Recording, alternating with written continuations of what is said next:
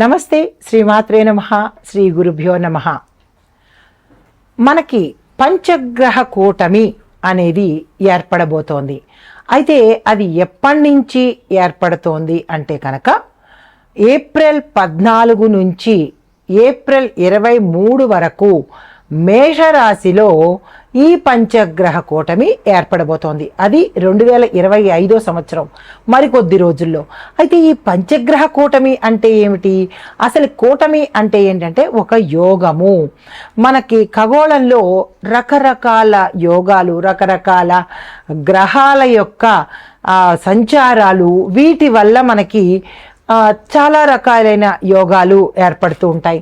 అయితే ఇప్పుడు మనకి రాబోయేది, ఇప్పుడు జరుగుతున్నది అంటే ఏప్రిల్ 14 నుంచి ఏప్రిల్ 23 వరకు ఈ కొద్ది రోజుల సమయంలో ఒక ప్రత్యేకమైన గ్రహయోగము జరగబోతోంది.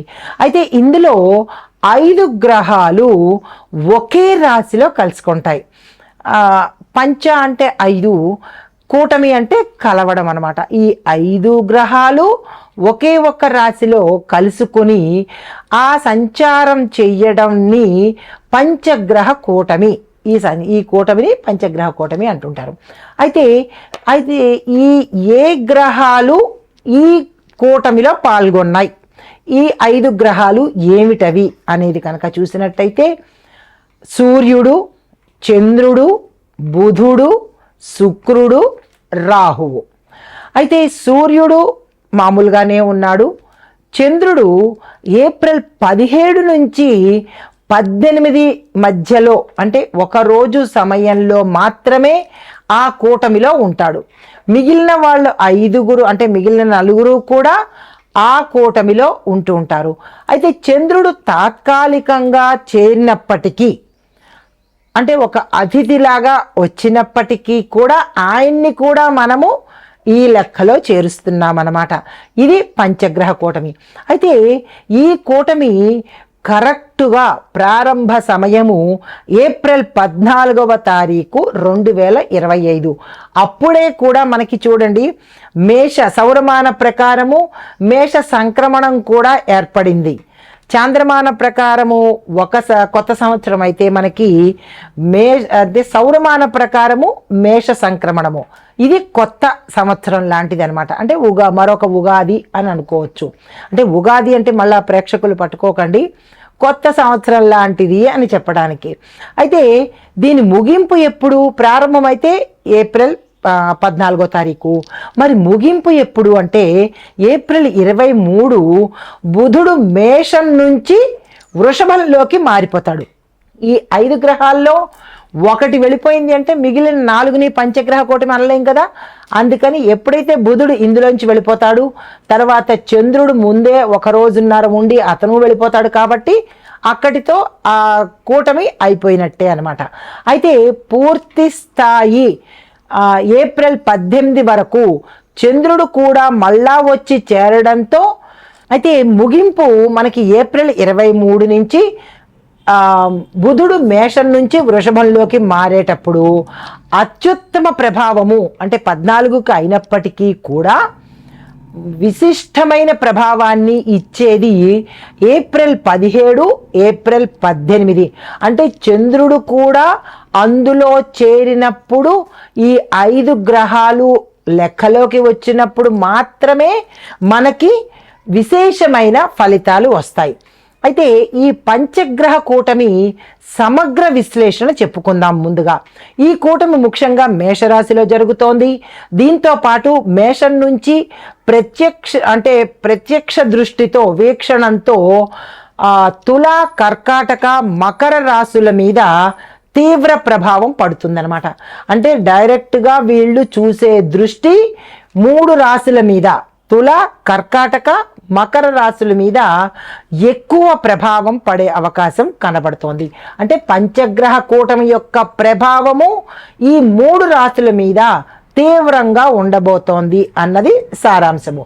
అయితే ఈ పంచగ్రహ కూటమి స్థానము మేషరాశిలో జరగడము, ఈ కాలము ఈ 14 నుంచి ఈ 23 వరకు అనే కాలము. అయితే ఈ సమయంలో ఏమిటి చేస్తాడు అనే అంశంలో తీవ్రంగా మానసిక ఒత్తిడి, అంటే వారి యొక్క ప్రభావము మానసిక ఒత్తిడి కలుగుతుంది. తర్వాత క్షణక్షణానికి వీళ్ళ స్వభావాలు మారిపోతూ ఉంటాయి, రంగులు మార్చినట్టుగా అన్నమాట. అయితే ఆకస్మికంగా మార్పులు జరిగిపోతాయి, జీవితంలో కావచ్చు, కెరియర్లో కావచ్చు, ఆరోగ్యంలో కావచ్చు, అన్ని రకాలుగా కూడా క్షణక్షణానికి మార్పులు, చేంజెస్ ఏర్పడుతూ ఉంటాయి. అయితే ముఖ్యంగా మేషరాశి వారికి ఈ ప్రభావం చాలా ఎక్కువగా ఉంటుంది. అన్ని విధాలుగా కూడా ఈ ప్రభావము మేషరాశి వారికి తీవ్రంగా ఉండబోతోంది. అయితే ముందుగా మనము మేషాది ద్వాదశ రాశుల వారికి ఈ ప్రభావం ఎలా ఉండబోతోంది అని మనుషులకి అనుకున్నట్టయితే, మరి దేశకాలమాన పరిస్థితుల్లో కూడా ప్రకృతి రీత్యా, ఆరోగ్య రీత్యా ఈ అంశాలన్నీ ఎలా ఉండబోతున్నాయి అనేవి కూడా మనం ముందు చర్చిద్దాం. తదుపరి రాశి వృషభ రాశి. ఈ రాశి వారికి పంచగ్రహ కూటమిలో ఉండే విద్యార్థులు కనుక చూసినట్టయితే వీళ్ళలో తిరుగుబాటు భావనలు ఏర్పడతాయి. ఏ పని చేసినా, చదవాలన్నా, రాయాలన్నా ఆలస్యము, జాప్యము, వెనకడుగు వేసే అవకాశం కనబడుతోంది. తర్వాత ఉద్యోగస్తులకి చూస్తున్నట్టయితే సాహసంతో, అంటే ఏ ప్రయత్నాలైనా చేస్తుంటారు. మీ యొక్క సహచరులు, మీ ఫ్రెండ్స్ వల్ల ఒత్తిడి ఎక్కువగా తీసుకునే అవకాశం కనబడుతోంది. దాన్ని వెంటనే, అంటే ఏ విషయంలోనైనా గోప్యతను పాటించండి, సీక్రసీ మెయింటైన్ చేయండి. ఈ సమయంలో, అంటే ఈ పంచగ్రహ కూటమి సమయంలో మీకు బాగాలేదు కాబట్టి సీక్రసీ అనేది తప్పనిసరిగా మెయింటైన్ చేసుకోండి. వ్యాపారస్తులకు పాత బాకీలు పిలిచి మరీ తీర్చుకునే అవకాశానికి తగ్గ సూచనలు కనబడుతున్నాయి. ఆరోగ్యం పట్ల చూసినట్టయితే కాళ్ళు, నడుముకు సంబంధించినటువంటి అనారోగ్య సూచనలు కనబడుతున్నాయి, జాగ్రత్తలు తప్పనిసరిగా తీసుకోండి. వ్యవసాయదారులకు తక్కువ నీటి పంటలు, తక్కువగా నీరు అవసరమయ్యే పంటలు వేస్తేనే కొంచెం లాభం వచ్చే అవకాశం కనబడుతోంది, ఆ దిశగా జాగ్రత్తలు తీసుకోండి. కుటుంబపరంగా చూసినట్టయితే కుటుంబంలో మీరు మెయింటైన్ చేసే రహస్యాలు పబ్లిక్ అయ్యే అవకాశం ఉంది, జాగ్రత్తలు తప్పనిసరిగా తీసుకోండి. అయితే రాజకీయ పరంగా చూసినట్టయితే బ్యాక్ డోర్లోంచి మీ ప్రయాణాలు జరిగే అవకాశం ఉంది. అవకాశాలు కొంచెం ఇబ్బంది పెట్టేటట్టుగా ఉన్నాయి, జాగ్రత్తలు తీసుకోండి. సినీ రంగం చూసినట్టయితే మీ యొక్క ఆలోచనలు కానీ, అవకాశాలు కానీ నిలిచిపోయే పరిస్థితి గోచరిస్తోంది. ఐటీ రంగంలో చూసినట్టయితే మీ యొక్క లోపాలు, మీ యొక్క వీక్నెసెస్, మీ యొక్క ఫాల్ట్స్ బయటికి కనపడే అవకాశము, బయటపడే అవకాశము కనబడుతోంది. చాలా జాగ్రత్తగా మెయింటైన్ చేయండి. సీక్రసీని, అంటే గోప్యతను పాటించండి. తర్వాత హస్తకళలకు, కాంట్రాక్టుదారులకు చూసినట్టయితే ఆర్థికంగా మీకు కొత్త పనులు, అంటే మీరు తయారు చేసిన పనులు కి లాభాలు నిలిచిపోయే అవకాశము, తక్కువ ఆదాయం వచ్చే అవకాశము కనబడుతోంది. కాంట్రాక్టుదారులకు మీ యొక్క పనులు ఆలస్యం అవ్వడంతో పాటు మీరు స్నేహితుల యొక్క సహాయము ఈ సమయంలో కనుక తీసుకున్నట్టయితే కొంత ఊరట కలిగే అవకాశం కనబడుతోంది.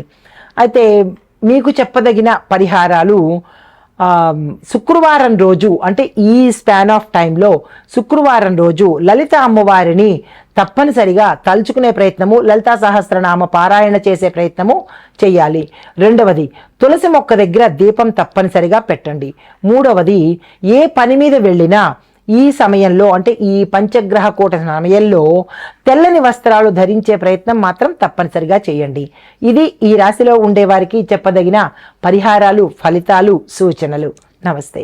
అయితే ఈ పంచగ్రహ కూటమి మనకి ఏప్రిల్ 14 నుంచి మేష సంక్రమణ సమయంలో ఏర్పడుతోంది కాబట్టి ఈ సమయంలో మనకి చంద్రమండలంలో పరిభ్రమణ కారణంగా ఒకే రాశిలో తాత్కాలికంగా ఈ సమూహం ఏర్పడడం మూలంగా ఒక మనుషులకి, రాసులకే కాకుండా దేశ కాలమాన పరిస్థితులను బట్టి సంక్షోభాలు ఎలా ఉన్నాయి, ఎలా మారతాయి, అలాగే శుభకార్యాలు కూడా ఏమిటి జరుగుతోంది అనే అంశాన్ని నేను మీకు సవివరంగా ఇప్పుడు ఇవ్వబోతున్నాను. ముందుగా ఎకానమీ, అంటే మన ఆర్థిక రంగము, ముందుగా మన ఆర్థిక రంగము అంటే ఎకానమీ పరంగా ఎలాంటి ప్రభావాన్ని చూపిస్తుంది అంటే కనుక వ్యాపారవేత్తలు, పెట్టుబడిదారులు వాళ్ళకి విశ్వాసం తగ్గిపోతుంది. దాంతోపాటు స్టాక్ మార్కెట్ ఊగిసలాడుతూ ఉంటుంది. ఉండనా ఓడనా అన్నట్టుగా డోలాయమాన పరిస్థితుల్లో స్టాక్ మార్కెట్ ఉంటుంది. విదేశీ పెట్టుబడులు వృద్ధి ఆలస్యం అవుతుంది. అంటే మనం పెట్టుబడులు పెడతాం కదా విదేశీ పెట్టుబడుల మీద, అదేమవుతోంది మనకి ఆలస్యం చూపిస్తోంది తప్ప వెంటనే రిజల్ట్ అనేది చూపించదు. బంగారము, వెండి, ఆయిల్ వంటి న్యాచురల్ రిసోర్సెస్ మీద ధరలు పెరిగే సూచనలు కూడా కొంచెం గోచరిస్తున్నాయి. దీంతో పాటు బహుళ జాతి కంపెనీల మీద పన్నుల ఒత్తిడి చాలా ఎక్కువగా గోచరిస్తోంది. దీంతో పాటు గడప గడపకు ఉద్యోగాలు కల్పిస్తాము అనే మాటకు మనకి వెనక్కి వెళ్ళే అవకాశము, అంటే ఆ మాట జరగని పరిస్థితి గోచరిస్తోంది. అయితే ఈ ప్రభుత్వ విధానాలు మనం కనుక దీనికి రెమెడీ ఏమిటి అనే సంశయం మీకు రావచ్చు. ఈ ప్రభుత్వ విధానాలను మనం ఒకసారి పునర్సమీక్షణ చేసుకుంటే పన్నుల విధానాల్లో కానీ లేదా అంటే గడప గడపకి ఉద్యోగాలు ఇస్తాము అన్న మాటల్లో కొంచెం పునరాలోచన, ఇది అయ్యేదా అవ్వనిదా అనేవి మన ప్రభుత్వాలు కనుక ఆలోచించి నిర్ణయాలు తీసుకుంటే కొంత సానుకూలంగా ఉండొచ్చు. రెండో పాయింట్, రక్షణ విభాగము అంటే డిఫెన్స్లో ఎలా ఉండబోతోంది దీని ప్రభావం అంటే కనుక సరిహద్దు పరిస్థితుల్లో అప్రమత్తంగా ఉండాలి. అంటే మన బోర్డర్స్లో చాలా జాగ్రత్తలు, అప్రమత్తంగా అలర్ట్గా ఉండవలసిన పరిస్థితి. ఆకస్మిక దాడులు లేదా అంటే సైబర్ హ్యాకింగ్ ట్రయల్స్ జరిగే అవకాశం కూడా చాలా ఎక్కువగా గోచరిస్తోంది. జాగ్రత్తలు మనం కాదు, ప్రభుత్వాలు తీసుకోవాలి. అయితే మితిమీరిన ఆయుధ ప్రదర్శన మీద ఇతర వాళ్ళకి దృష్టి మళ్ళుతుంది కాబట్టి మన ఆయుధాలను ప్రదర్శించకుండా గోప్యత పాటించినట్టయితే కొంత మంచి ఫలితాలు వస్తుంది. అయితే హెలికాప్టరు, డ్రోన్ల వాడకము ఎక్కువగా పెరిగే అవకాశం కూడా కనబడుతోంది. అయితే మరి దీనికి సూచనలు ఏమిటి అంటే కనుక నూతన రక్షణ ఒప్పందాల మీద జాగ్రత్తగా వ్యవహరించాలి.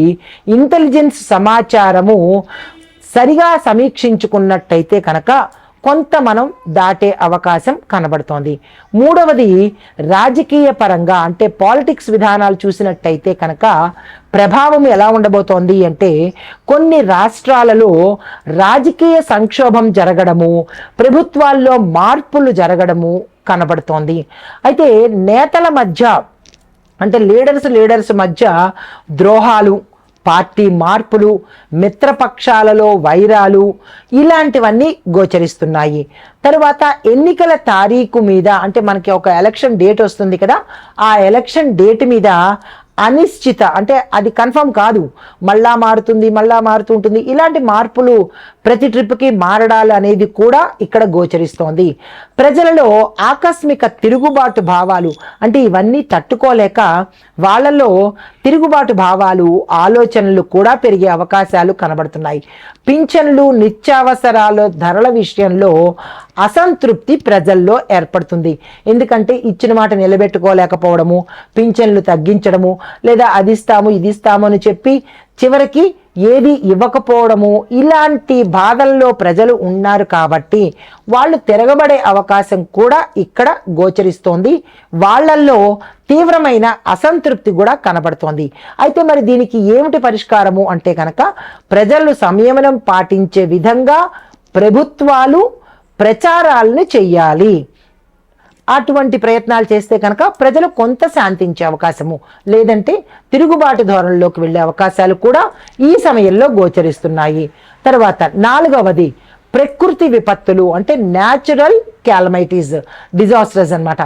ఇవి ఎలా వస్తున్నాయి ఈ ప్రభావం అంటే కనుక విపరీతమైన భూకంపాలు రావడము, నైరుతి భారతదేశంలోనూ హిమాలయ ప్రాంతాల్లో చిన్న భూకంపాలు సంభవించే అవకాశాలు కనబడుతున్నాయి. మళ్ళా తర్వాత విపరీతంగా వేడి కూడా పెరిగే అవకాశం ఉంది. ఎందుకు అంటే మేషరాశిలో అగ్నితత్వము, అసలు మేషరాశే అగ్నితత్వము, అధిపతి కుజుడు. అయితే అందులోనూ సూర్యుడు ప్రవేశము కాబట్టి అగ్నితత్వం ఎక్కువగా ఉండడం వల్ల, ఎండలు ఎక్కువగా ఉండడం వల్ల, వడగళ్ల వాన అంటే వాతావరణంలో కూడా అనిశ్చితి, విపరీతమైన వేడి, మళ్ళా అదే క్షణంలో వర్షాలు, అందులోనూ వడగళ్ల వానలు ఇలాంటివి కలగడము, మళ్ళా అంటే కొన్ని ప్రాంతాలని తుడిచిపెట్టేసి వరదలు కూడా, అంటే ముంచేసే వరదలు కూడా సంభవించే అవకాశాలు ఈ సమయంలో గోచరిస్తున్నాయి. అంటే పంచగ్రహ కూటమి అనేది ఒక రకంగా విపత్తుకు కారణమే.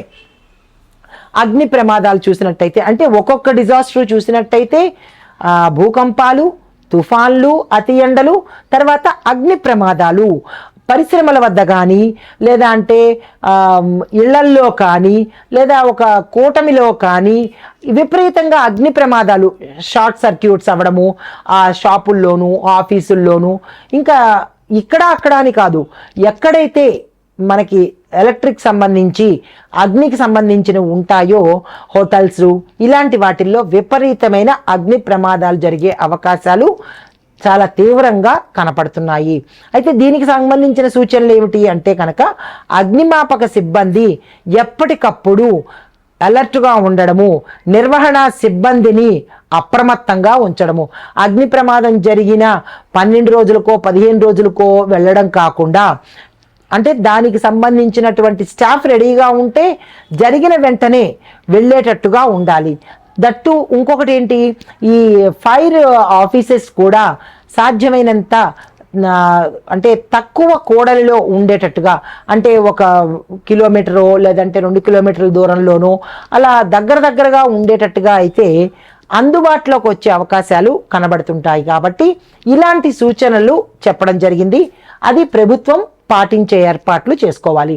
తర్వాత మహమ్మారి జబ్బులు ఉంటాయి కదా, డిసీజెస్. ఈ డిసీజెస్ ఎలా ఉన్నాయి అంటే, మేషము తలవైపు రాశి కావడంతో మానసిక, అంటే ఈ మేషము తల భాగంలో ఉంది, అందులోనూ ఈ పంచగ్రహ కూటమి జరిగింది, దానిలోనూ మేష సంక్రమణం జరిగింది, అంటే అది రవి సంక్రమణం జరిగింది.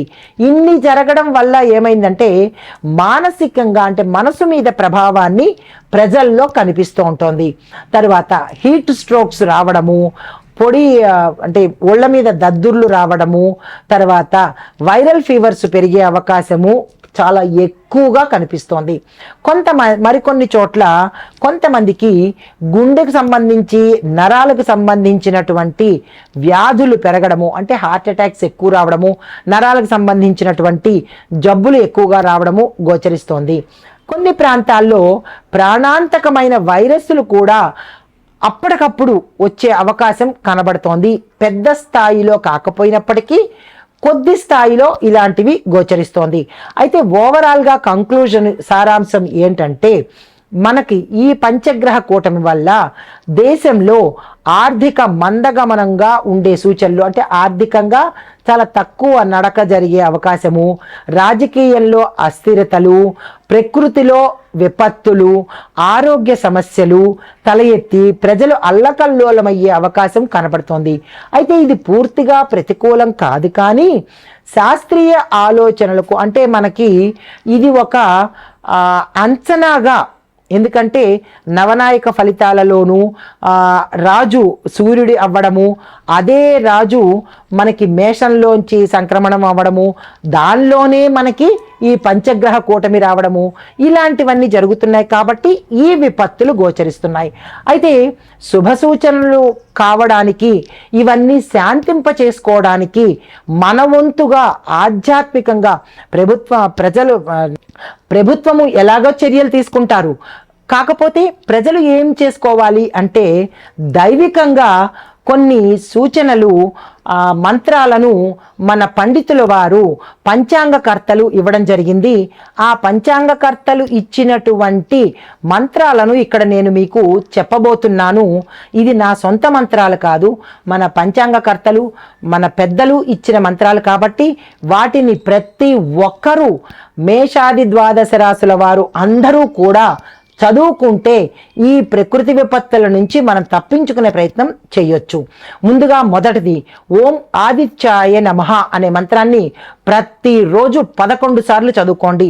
ఇందులో ఎగ్జంప్షన్స్ లేవు, నో డిస్కౌంట్లు, తప్పనిసరిగా చదవవలసిందే. ఎందుకు అంటే రవి ప్రభావము చాలా ఎక్కువగా కనబడుతోంది. తరువాత దీన్ని ఉపశమనం చేసుకోవటానికి, ఈ ప్రమాదాల నుంచి కాపాడేవాడు హనుమంతుడు. ప్రతి మంగళవారము మనకి గ్రహదోషాల నుంచి తప్పించేవాడు హనుమంతుడే.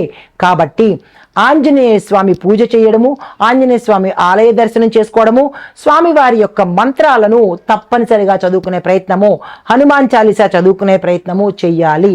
ఇందులో ఎటువంటి అనుమానము లేదు. అయితే పెద్దవాళ్ళు చేయవలసిన పని ఏంటంటే, అంటే పండితులు వాళ్ళు చేయవలసిన పని దేవాలయాల్లో శాంతి పఠనం చేయించాలి. ఇలాంటి విపత్తుల నుంచి హోమాలు, పూజలు, శాంతి పఠనాలు చేయిస్తే కాస్త ఉపశమనము. ఇప్పుడు మండుటెండలోంచి ఏసీలో కూర్చుంటే ఎంత శాంతిగా ఉంటుందో, అలాగే ఈ విపత్తుల నుంచి మమ్మల్ని కాపాడండి అని అల్టిమేట్గా దైవ ప్రార్థనకు మించినది మరొకటి లేదు. కాబట్టి పండితులు ఇటువంటి ప్రతి దేవాలయాల్లోనూ ఇటువంటి పరిహారాలు తప్పనిసరిగా తీసుకోండి. తరువాత పితృతర్పణ, పితృదోషాలు కూడా ప్రతి ఒక్కళ్ళకి ఇలాంటి బాధలు పడ్డానికి కనబడుతుంది. అది మీ జాతకరీత్యా పితృదోషాలు ఉన్నాయో లేదో తెలియదు, కానీ అలాంటి ఉన్నవాళ్ళు ఇంకా ఎక్కువగా అనుభవించే అవకాశం కనబడుతుంది. కాబట్టి పితృతర్పణాలు ఇచ్చుకోండి. ఒక గోమాతలో 33 కోట్ల దేవతలు ఉంటారు కాబట్టి గోమాత పూజ చేసుకోండి. గోవుకి గ్రాసాన్ని తినిపించండి. అలా చేస్తే కనుక కుటుంబంలో శాంతి ఏర్పడుతుంది. మొత్తం అంతా శాంతి మనం ఒక్కళ్ళం చేయలేం కాబట్టి ప్రతి కుటుంబము శాంతిగా ఉంటే విపత్తులు అనేవి దగ్గరకు రావు. కాబట్టి సాధ్యమైనంత వరకు దాన ధర్మాలు చేసుకోండి, మానవత్వాన్ని చూపించండి, దైవారాధన చేసుకోండి. ఇలాంటి విపత్తుల నుంచి మనల్ని మనం కాపాడుకున్న వాళ్ళం అవుతాము. ఈ పంచగ్రహ కూటమి యొక్క ఫలితాలు మనల్ని చేరకుండా ఉండే అవకాశము, మనము, మన ఇల్లు, మన దేశము, మన ప్రజలు, మన నాయకులు కూడా సుభిక్షంగా ఉండాలి అని కోరుకుంటూ, ఆ గ్రహాల యొక్క అనుగ్రహము మన దేశం మీద ఉండాలని కోరుకుంటూ, సర్వే జన సుఖినో భవంతు. నమస్తే.